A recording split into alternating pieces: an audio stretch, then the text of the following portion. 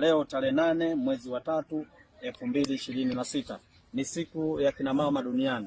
Hebu niambie wewe, katika kumbukumbu zako ni kitu gani ambacho kimeweza kupelekea kukumbuka kwamba leo ni siku ya kina mama duniani? Unajua mama na maua yake, mama na heshima yake, mama pewe pongezi yake. Bila mama mimi nisingekuwepo. So wewe niambie, unakumbuka hii siku ukiwa wapi, na hii siku unaikumbuka kwa tukio gani?